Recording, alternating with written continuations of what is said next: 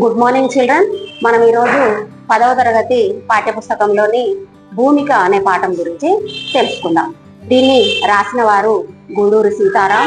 మొదట మనము చదవండి, ఆలోచించి చెప్పండి అనే శీర్షికను చదివి ఇచ్చిన ప్రశ్నలకు సమాధానాలేంటో తెలుసుకుందాం.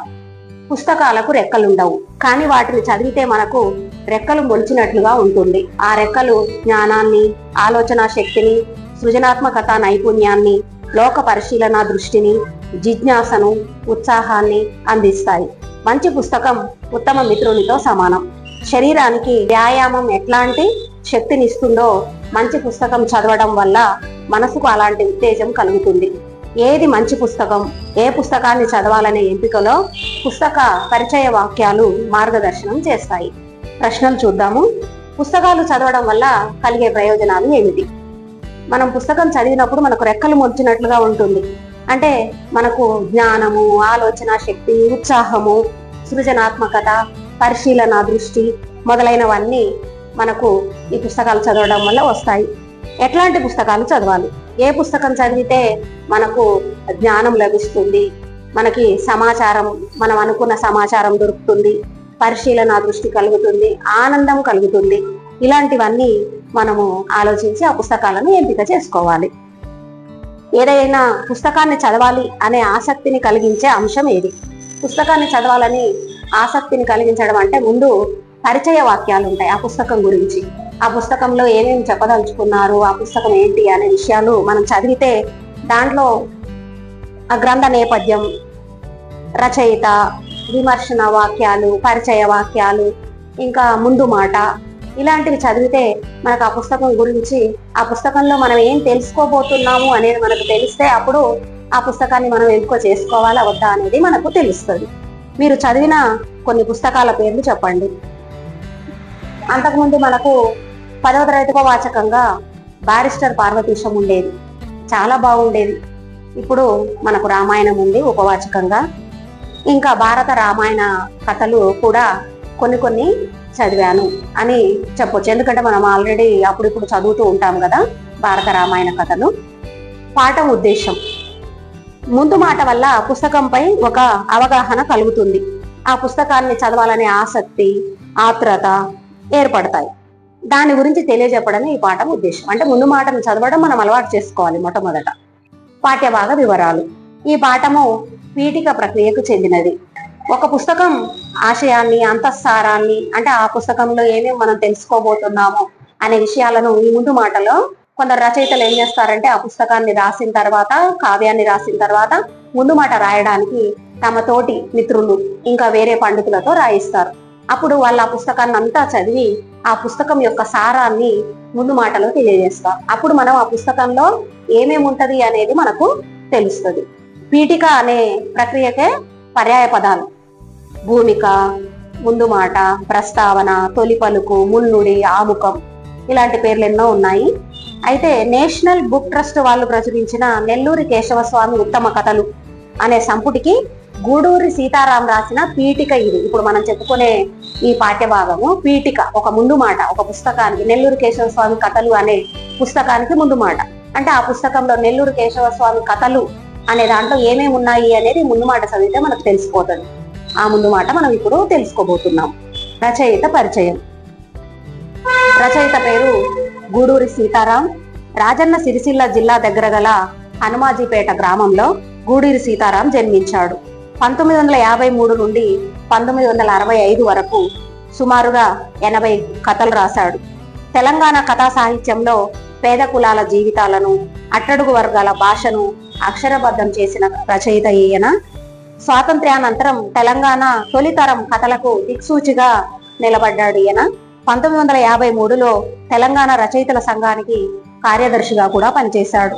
పలు గ్రంథాలకు సంపాదకుడిగా కూడా వ్యవహరించాడు. ఈయన రాసిన రచనలు మారాజు, లచ్చి, పిచ్చోడు, రాజమ్మ రాజీరికం అనేవి ప్రసిద్ధమైన కథలు. తెలంగాణ భాషను, యాసను ఒలికించడం ఈయన ప్రత్యేకత. ఈయన కాలం 1936-2011. విద్యార్థులకు సూచనలు. పాఠం ప్రవేశిక చదవండి. పాఠంలోని విషయాన్ని ఊహించండి. పాఠం చదివి అర్థం కాని పదాల కింద గీత గీసి పద విజ్ఞానం నుండి ఆ అర్థాలను వెతికి రాయాలి. ప్రవేశిక. కథలు ఒకప్పుడు మనసుకు ఆనందాన్ని, నైతిక విలువలు చెప్పడానికి పరిమితమై ఉండేవి. 20వ శతాబ్దంలో ఆధునిక కథానిక అంటే కథ కంటే చిన్నది సాహిత్య రంగంలో ప్రవేశం చేయడంతో కథ స్వరూపంలో, స్వభావంలో మార్పులు వచ్చేశాయి. కథానిక సమాజంలోని మార్పులు తీసుకురావడానికి బాధ్యతను తన తీసుకున్నది. మనిషి మనస్తత్వాన్ని, అతడు అనుభవించే సంఘర్షణను, విభిన్నమైన సంస్కృతులను తన లక్షణాలుగా చేసుకుంది. తెలుగు కథానిక అంతర్జాతీయ వేదికల మీద కూడా గర్వంగా తలెత్తుకుని నిలబడేలా చేసింది. అటువంటి గొప్ప కథానిక రచయితల్లో నెల్లూరి కేశవస్వామి గారు ఒకరు. విశిష్టమైన వస్తువు, శిల్ప నైపుణ్యంతో చక్కని కథలు రాసిన వ్యక్తి నెల్లూరి కేశవస్వామి. భారతీయ కథా సాహిత్యంలో ఎంతో పేరు తెచ్చుకున్న ప్రేమ్చంద్, కిషన్ చందర్లతో ఈయనని పోల్చవచ్చు. ఆయన ఉత్తమ కథల గురించి కొంతవరకైనా మనం తెలుసుకోవడం అవసరం. పాఠంలోకి వచ్చేద్దాము. గూడూరి సీతారాము ఆ నెల్లూరి కేశవస్వామి కథలు అనే పుస్తకానికి రాసిన పీఠిక ఇది. ఆయన తానే చెప్తున్నట్టుగా ఉంది. గూడూరు సీతారాము తానే అంటే ఉత్తమ పురుషులు, నేను ఉత్తమ అంటే నేను మాట్లాడుతున్నట్టుగా ఉంటుంది. నెల్లూరి కేశవస్వామితో నా స్నేహం 1950ల నుండి మేము స్నేహితులం అని చెప్తున్నాడు. నేను హైదరాబాద్ లో నిజాం కాలేజీలో డిగ్రీ చదువుతున్న కాలంలో పల్లా దుర్గయ్య, మహాకవి దాశరథి కృష్ణమాచార్య, దాశరథి రంగాచార్య, ఒట్టికోట ఆల్వార్ స్వామి, బీదురాజు రామరాజు, జ్ఞానపీఠ అవార్డు గ్రహీత doctor C Narayana Reddy, D Ramalingam, Nelluri Kesavaswamy, నా చిన్ననాటి స్నేహితుడు జి సురమౌళి, మరి కొందరం తరచూ నారాయణగూడలో కలుసుకునే వాళ్ళం. సాహిత్య చర్చలు సాగుతుండేవి. నేను ఆ కాలంలోనే విరివిగా కథలు రాయడం ప్రారంభించాను. తెలుగు స్వతంత్ర, ఆంధ్రప్రభ వారపత్రిక, తెలుగుదేశం, సుజాత, పల్లెటూరు, ప్రజామాత వారపత్రిక, స్రవంతి మాసపత్రికలలో కథలు అచ్చయితుండేవి. నెల్లూరి కేశవస్వామి, డి రామలింగం, జి సురమౌళి, దాశరథి రంగాచార్య, నేను కథలు రాస్తుంటే మిగతా వాళ్ళు కవిత్వం రాసేవాళ్ళు. మేము అప్పటి మా కథల అచ్చుప్రతులను కాపాడుకోలేకపోయాము. అప్పుడు ఆ ధ్యాస కూడా ఉండేది కాదు. నెల్లూరు కేశవస్వామితో గూడూరు సీతారాం పరిచయం గురించి చెప్తున్నాడు, ఆయన స్నేహం గురించి. 1950ల నుండే వీళ్ళు స్నేహితులు. ఇంకా మిగిలిన వాళ్ళందరి గురించి, ఇంకా నిజాం కాలేజీలో డిగ్రీ చదివేటప్పుడు పల్లా దుర్గయ్య, మహాకవి దాశరథి కృష్ణమాచార్య, దాశరథి రంగాచార్య, ఒట్టికోట ఆల్వార్ స్వామి, బిరుదురాజు రామరాజు, డాక్టర్ సి నారాయణ రెడ్డి, వీళ్ళందరూ కలుస్తూ ఉండేవాళ్ళట నారాయణగూడలో. వీళ్ళు అప్పుడు వాళ్ళకు వేరే వ్యాపకం ఉండేది కాదు. ఎక్కువగా సాహిత్యము చదివే పిల్లలు పుస్తకాల గురించి, చదువు గురించే మాట్లాడుకునే వాళ్ళు. ఆ విధంగా వీళ్ళు సాహిత్య చర్చలు చేసేవాళ్ళంట. ఆ రోజుల్లోనే ఈయన గూడూరు సీతారాము కథలు చాలా ఎక్కువగా రాసేవాడంట. నెల్లూరు కేశవస్వామి కొంతమంది ఏమో కథలు రాసేవాళ్ళు, మిగిలిన వాళ్ళేమో కవిత్వం రాసేవాళ్ళు. కానీ ఆనాడు మేము రాసిన కథలు పత్రికలలో అచ్చయినాయి, కానీ మేము వాటిని భద్రపరచలేదు. అంటే రాసినాము, అచ్చయినాయి, అందరు చదివి ఇంకంతే. అప్పుడు ఆ ధ్యాస ఉండేది కాదు మాకు అని చెప్తున్నాడు. నా కథల్లాగే నెల్లూరు కేశవస్వామి కథలు కూడా ఎన్నో దొరకకుండా పోయాయి. అదృష్టం ఏంటి అంటే ఆయన 1969లో 1981లో కొన్ని కథలను కలిపి ఒక పుస్తకంగా తీసుకొచ్చాడు. కాబట్టి ఈనాడు మనకు ఆ పుస్తకాలు అందుబాటులో ఉన్నాయి. 1902 నుండి తెలంగాణ కథ చాలా మార్పులు చెందుతూ వచ్చింది. బండారు అచ్చమాంబ మొట్టమొదటి కథ రాసినామే అని చరిత్ర స్పష్టం చేస్తుంది. అప్పటి తెలంగాణ కథ పుట్టుక నుండి కూడా సమాజంలో చైతన్యం తీసుకురావడంలోనే నిమగ్నమై ఉంది. సమాజాన్ని పరిశీలించడం, విశ్లేషించడం, మానసిక చిత్రణ, సమాజంలో మార్పులు, ఫ్యూడల్ సమాజం అంటే ప్రజాస్వామిక సమాజం, అంతకుముందు నిజాం రాజుల పరిపాలన మొదలైన వాటన్నిటి గురించి, ప్రజాస్వామ్యం వచ్చినాక ఆనాటి స్వేచ్ఛా వాయువుని తీసుకున్న జనాల స్పందన, తెలంగాణ పలుకుబడులు, గ్రామాలలో ఉండే కుల వృత్తులు, సంస్కృతి, పల్లెటూరి జీవితాలు, ఉర్దూ మీడియం పోయి తెలుగు మీడియం రావడం, ఇవన్నీ కూడా ప్రజాస్వామిక ఉద్యమాలు, రాజకీయంగా మార్పులు మొదలైనవి తెలంగాణ కథల్లో చిత్రించబడ్డాయి. 1918లోనే స్థాపించబడి దేశంలో మిక్కిలి ప్రసిద్ధిగాంచిన ఉస్మానియా యూనివర్సిటీ గురించి ఇందుకు దోహదం చేసింది. హైదరాబాద్ రాజ్యం స్వాతంత్రానికి ముందు ప్రత్యేక రాజ్యంగా ఉండేది. ఒక దేశంగా సొంత కరెన్సీని, సైన్యాన్ని కలిగి ఉన్న రాజ్యం ఇది. ఐక్యరాజ్య సమితిలో దీనికి సభ్యత్వం కూడా ఉండేది. హైదరాబాద్ రాజ్యం బ్రిటిష్ ఇండియాలో అతిపెద్ద రాజ్యం. అంత పెద్ద రాజ్యం ఇండియాలో మరొకటి లేదు. తెలంగాణ, కర్ణాటక, మహారాష్ట్ర ప్రాంతాలతో హైదరాబాద్ రాజ్యం, అంటే కర్ణాటకలోని కొంత భాగం, మహారాష్ట్రలోని కొంత భాగం అప్పుడు తెలంగాణలో కలిసి ఉండేది. తర్వాత భాషా ప్రయుక్త రాష్ట్రాలు ఏర్పడినప్పుడు సరిహద్దులు మారిపోయి కొన్ని ప్రాంతాలు వేరే రాష్ట్రాలలోకి వెళ్ళిపోయాయి. హైదరాబాద్ రాజ్యంలో నిజాం ఆంధ్ర మహాసభ, కమ్యూనిస్టులు, స్టేట్ కాంగ్రెస్ ప్రజాస్వామిక హక్కుల కోసం, స్వాతంత్రం కోసం పోరాటాలు చేశారు. 1946 నుండి 51 మధ్యన తెలంగాణలో రైతాంగ పోరాటం జరిగింది. ఈ సాయుధ పోరాటంలో 4,000 మంది చనిపోయారు. మరోవైపు రజాకారులు విజృంభించి ప్రజల మీద, రైతుల మీద పోరాటం, రైతులు ఆయుధాలతో పోరాటం చేస్తుంటే రజాకారులు వాళ్ళ మీద దాడులు చేశారు. రజాకారులకు నాయకుడు కాసిం రజ్వీ. 1944-51 మధ్యన హైదరాబాద్ రాజ్యంలో అంతర్యుద్ధం సాగింది. అంటే యుద్ధాలు జరిగేటప్పుడు సమాజంలో చాలా ఉద్రిక్త పరిస్థితులు ఉంటాయి. ఇండియన్ యూనియన్ సైన్యాలు హైదరాబాద్ రాజ్యంపై దండెత్తి వచ్చి పటేల్ నాయకత్వంలో ఈ రజాకారులను, ఉద్యమకారులను, కమ్యూనిస్టులను అణిచివేసి 13 సెప్టెంబర్ 1948లో హైదరాబాద్ రాజ్యాన్ని ఇండియన్ యూనియన్ లో కలిపారు. 17 సెప్టెంబర్ 1948లో నిజాం రాజు అంతర్యుద్ధము, రైతులు సాయుధ పోరాటాలు చేస్తున్నారు, బయట నుండి ఇండియన్ యూనియన్ సైన్యం వచ్చే వరకు నిజాం రాజు తట్టుకోలేక లొంగిపోయినట్లుగా ప్రకటించాడు. ఇండియన్ యూనియన్ లో హైదరాబాద్ విలీనమైనట్టుగా సర్దార్ వల్లభాయ్ పటేల్ ప్రకటించడం, ఒప్పందాలు కుదుర్చుకోవడం, హైదరాబాద్ రాజ్యం నుండి ముస్లింలు ఇష్టమైన వాళ్ళు పాకిస్తాన్కు వెళ్ళిపోవాలని భావించారు. కొందరు వెళ్ళిపోయారు. ఈ చారిత్రక సామాజిక మార్పులు సమాజంలోని మానసిక సంఘర్షణలను కథల రూపంలో నిక్షిప్తం చేశాడు నెల్లూరు కేశవస్వామి. హైదరాబాద్ లో పుట్టిన నెల్లూరు కేశవస్వామి నిజాం కాలేజీలో ప్రీ డిగ్రీ చదివి ఉస్మానియా విశ్వవిద్యాలయం నుండి ఇంజనీరింగ్ పట్టభద్రుడయ్యాడు. ఆయన ఆంధ్రప్రదేశ్ ప్రభుత్వ పబ్లిక్ వర్క్స్ డిపార్ట్మెంట్ నీటిపారుదల శాఖలో ఇంజనీర్ గా పనిచేసి రిటైర్ అయ్యారు. కేశవస్వామి హైదరాబాద్ నగరంలో నివసిస్తూ ఇక్కడి జీవితాలను, సంస్కృతిని తెలుగులో రాసినవాడు. ఇండియన్ యూనియన్ లోని జాతీయ ఉద్యమ కాలంలో హైదరాబాద్ రాజ్యంలో ఏం జరిగిందో నెల్లూరు కేశవస్వామి కథల ద్వారా తెలుసుకోవచ్చు.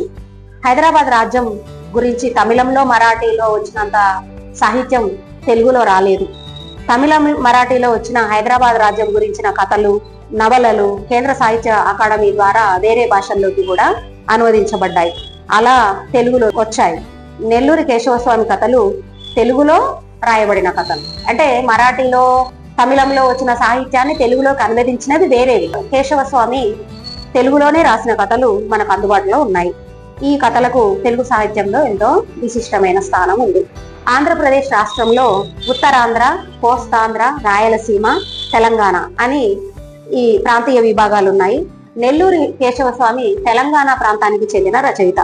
హైదరాబాద్ లో నివసించి హైదరాబాద్ లోని జీవ భాషను తన కథల్లో చిత్రించాడు.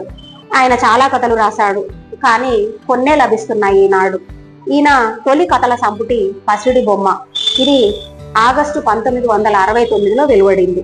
మరో తెలంగాణ సుప్రసిద్ధ రచయిత అయిన కీర్తిశేషులు భాస్కర భట్ల కృష్ణారావు గారికి ఈ కథా సంపుటి అంకితం చేయబడింది. ఈ సంపుటిలోని కథలు రచయిత ప్రారంభ దశను తెలుపుతాయి. తర్వాత క్రమంగా తర్వాతి కథల్లో మార్పులు వస్తూ ఉంటాయి. మొట్టమొదట్లో మనం కథలు రాసేటప్పుడు కొంచెం అపరిపక్వత ఉంటుంది. అలాగే నెల్లూరు కేశవస్వామి కథలలో కూడా అలాగే ఉంది. తర్వాత ఆయన రాసిన కథలు చాలా మంచిగా, ఇంకా ఆకట్టుకునేలాగా ఉన్నాయి. కేశవస్వామి మొదటి కథా సంకలనం పసిడి బొమ్మ, రెండవ కథా సంకలనం చార్మినార్ కథలు. ఇది కేవలం ఊహాజనిత కథలు కావు, ఊహించి రాసినవి కావు. సమాజంలో వచ్చిన పరిణామాలకు సాహిత్య రూపం ఇది. చార్మినార్ కథలు హైదరాబాద్ రాజుల చరిత్రను, సంస్కృతిని, మానవ సంబంధాలను, ఇక్కడ ముస్లిం జీవితాలను మంచిగా చిత్రించాయి. ఇందులో విముక్తి, రుహియాప, షరీఫా, ప్రతీకారం, అదృష్టం, యుగాంతం, వంశాంకురం, కేవలం మనుషులం, ఆఖరి కానుక, భరోసా అనే శీర్షికలతో 11 కథలున్నాయి. ఆ 11 కథలు కూడా చాలా మంచిగా మనకు చదవాలని అనిపించేవి, ఆనాటి సమాజంలోని పరిస్థితులను తెలియజేసేవిగా ఉన్నాయి. చార్మినార్ కథల్లో నవాబులు, దేవుడీలు, మెహబూబ్ కి మెహందీ, పోటీలు, దివాన్ ఖాన్లు, జనానా ఖాన్లు అంటే ఆ రోజుల్లో ఉండే ఆ భవనాలు, ఆనాటి వేడుకలు మొదలైన అన్ని కూడా, నమాజులు, పరదాల వెనుక జీవితాలు, ఆనాటి పద్ధతులు, ఇవన్నీ కూడా, ఇంకా ఆ సంఘటనలు ఇవన్నీ కూడా మనకి చార్మినార్ కథల్లో తెలుస్తాయి. ఇంకా లక్నో, అవధ్, ఢిల్లీలలోని ముస్లిం రాజులు, వాళ్ళ రాజ్యాలు, అక్కడి ప్రజల జీవితాలు, అవిభక్త ఇండియాలోని అంటే పాకిస్తాన్, బంగ్లాదేశ్, ఇండియాతో కలిసి ఉన్నప్పుడు ఉన్న సంస్కృతి, మధ్య ఆసియా దేశాల, ముస్లిం దేశాల సంస్కృతిని మనకు గుర్తు తెస్తాయి. ఈ కథలు అంతర్జాతీయ సంస్కృతి, జీవన విధానం, హైదరాబాద్ రాజ్యం ఆనాడు ఎలా ఉండేది, 11వ శతాబ్దం నుండి భారతదేశంలో సాగిన ముస్లిం వలసలు, రాజ్యాలు, అవి తెచ్చిన వివిధ పరిపాలనా విధానాలు, జీవన విధానం కూడా, అంటే వాళ్ళు వచ్చాక జీవన విధానంలో మార్పులు వచ్చాయి. ముస్లిం రాజులు పరిపాలించేటప్పుడు సంస్కృతి, మనకు మొట్టమొదట ఉన్న భారతీయ సంస్కృతి, వాటిపైన ముస్లిం రాజులు వచ్చి పరిపాలించినప్పుడు మారిన మన సంస్కృతి చెందిన మార్పులు, భారతీయ సంస్కృతిలో జీవితంలో అంతర్భాగమైన విషయాలు, ఇవన్నీ మనకు చార్మినార్ కథల్లో తెలుస్తాయి. హిందూ ప్రజల జీవితాలలోకి ప్రవేశిస్తూ రెండు మతాల మధ్య ఆలోచనల్లో, సంస్కృతిలో, జీవితంలో కూడా ఇచ్చిపుచ్చుకోవడాలు జరిగాయి. అలా నూతన సమన్వయ సంస్కృతి వచ్చింది. అంటే హిందూ ముస్లింలు కలిసిపోయి ఉండడము, ఒకరి పండగలను ఇంకొకరు జరుపుకోవడము, ఒకరి పద్ధతులను ఇంకొకరు గౌరవించడము, ఇవన్నీ కూడా ఆనాడు ఉన్న సమాజంలోని మార్పులు మనము తెలుసుకోవచ్చు. అలా ఈ సంస్కృతి, కొత్త సంస్కృతి ఉదయించడంలో భాగంగా హైదరాబాద్ నగరం కాస్మోపాలిటన్ నగరంగా ఎదిగింది. ఆ నేపథ్యాన్ని, ఆ జీవితాలను కేశవ స్వామి తన కథల్లో చిత్రించాడు. ఈ విధంగా మనము భూమిక పాఠం మొదటి భాగాన్ని పూర్తి చేసుకున్నాము. తర్వాతి వీడియోలో పూర్తి పాఠాన్ని గురించి తెలుసుకున్నాము. మీ ఛానల్ని సబ్స్క్రైబ్ చేసుకోండి, లైక్ చేయండి, షేర్ చేయండి. Thank you for watching.